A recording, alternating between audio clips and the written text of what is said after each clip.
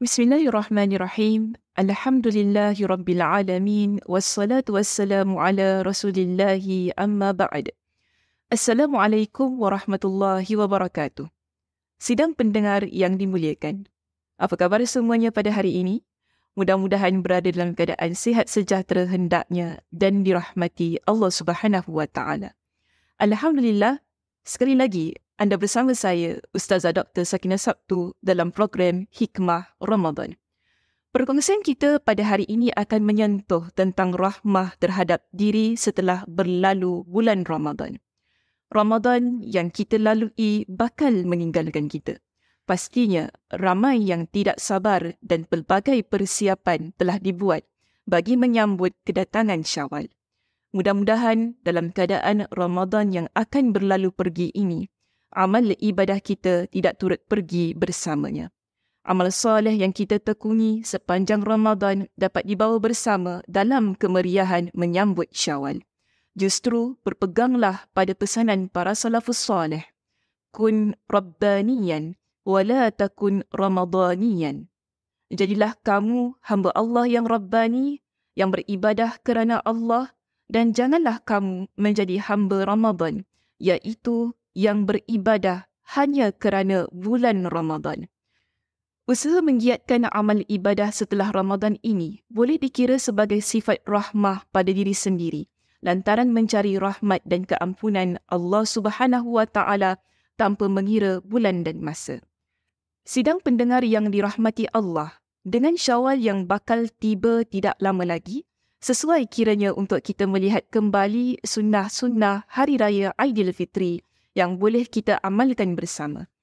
Antara sunnah yang boleh kita lakukan ialah mengumandangkan takbir. Takbir Hari Raya ini dikumandangkan sejak tenggelamnya matahari pada malam Hari Raya. Hal ini berdasarkan apa yang diperintahkan Allah Subhanahu wa taala dalam surah Al-Baqarah ayat 185.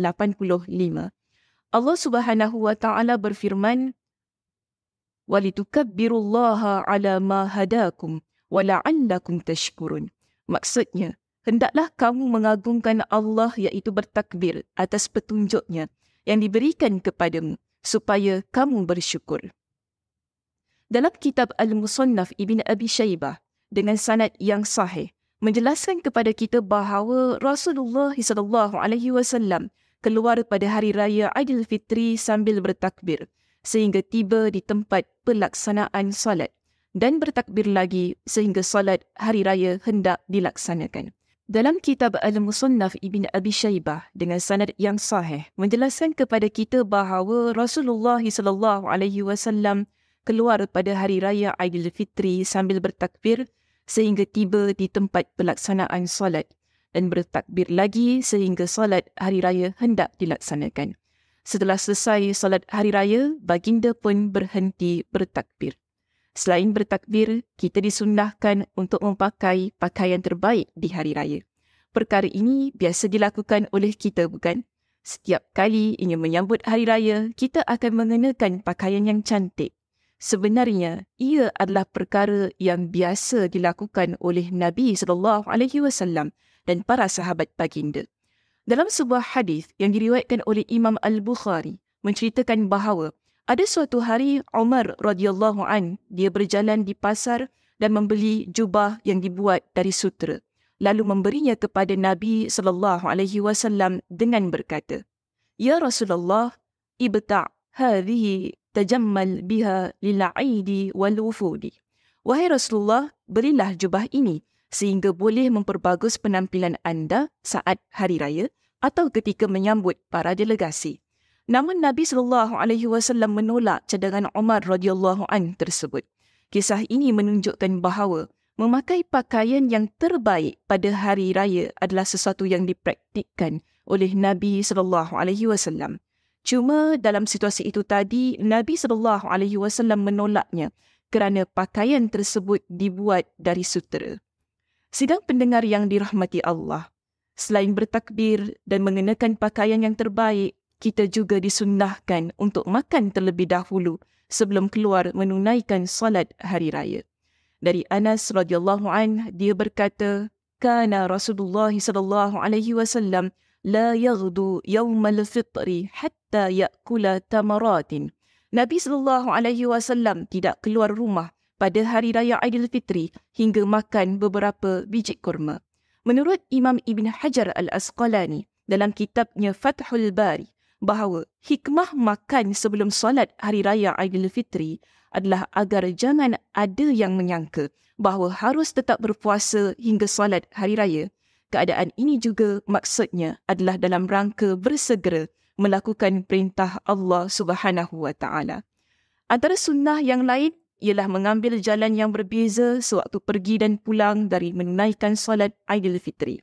Hal ini sebagaimana yang diriwayatkan oleh Imam Al-Bukhari dari Jabir radhiyallahu anhu berkata, Nabi SAW jika keluar pada hari raya akan menempuh jalan yang berbeza, iaitu ketika kita hendak menuju ke masjid, mungkin kita menggunakan jalan A. Manakala jika kita ingin pulang dari masjid pula, kita menggunakan jalan B. Begitulah antara sunnah yang dilakukan oleh Nabi SAW. Sidang pendengar yang dimuliakan, itulah 4 sunnah di 1 Syawal yang boleh kita amalkan sebagai kesinambungan bagi amal soleh yang telah digiatkan di bulan Ramadan. Namun, amal soleh di hari raya tidak berhenti pada 4 sunnah tersebut. Ini kerana kita sememangnya digalakkan untuk meneruskan semangat Ramadan di hari-hari lebaran. Apakah yang dimaksudkan dengan semangat Ramadan di hari lebaran? Begini maksudnya. Sebagaimana kita menjaga diri agar tidak melakukan perbuatan dosa dan maksiat di sepanjang Ramadan, maka begitulah hendaknya kita di bulan Syawal. Teruskanlah menjaga lisan semasa beramah mesra dengan sanak saudara dan sahabat handai, serta kekalkanlah budi pekerti luhur sesama insan. Usah dihentikan amalan membantu mereka yang memerlukan dan memberi kepada mereka yang kurang berkemampuan. Paling utama, teruskanlah pembacaan Al-Quran dan qiyamul lail kita di hari lebaran nanti. Jangan lupa juga untuk kita mengikuti puasa Ramadan dengan berpuasa 6 hari di bulan Syawal yang boleh dimulakan dari 2 Syawal. Nabi SAW ada memaklumkan kepada kita dengan ganjaran puasa 6 ini dalam sabda baginda, Man sama Ramadana thumma atba'ahu sittan min Syawalin kana kasiyamid dahri. Siapa yang berpuasa Ramadan kemudian diiringi dengan puasa 6 hari di bulan Syawal, maka yang demikian itu seolah-olah berpuasa setahun penuh. Inilah semangat Ramadan yang kita inginkan agar ia sentiasa hidup dan subur dalam diri kita di bulan Syawal dan bulan-bulan lainnya sehingga kita bertemu kembali dengan Ramadan di tahun hadapan. Oleh itu, mohonlah bantuan Allah Subhanahu wa Ta'ala agar dapat mengekalkan semangat Ramadan ini. Berdoalah, Allahumma a'inni ala zikrika wa syukrika wa husni ibadatik. Ya Allah, bantulah saya untuk berzikir kepadamu, mensyukuri nikmatmu dan melaksanakan ibadah kepadamu dengan sebaik-baiknya. Moga kita bertemu Syawal sebagai graduan yang cemerlang dari Madrasah Ramadan dengan sentiasa menyemai sifat rahmah pada diri sendiri dan diberikan kekuatan untuk menjadi hamba Allah yang taat sehingga penghujung hayat. Sekian dari saya, selamat berbuka puasa.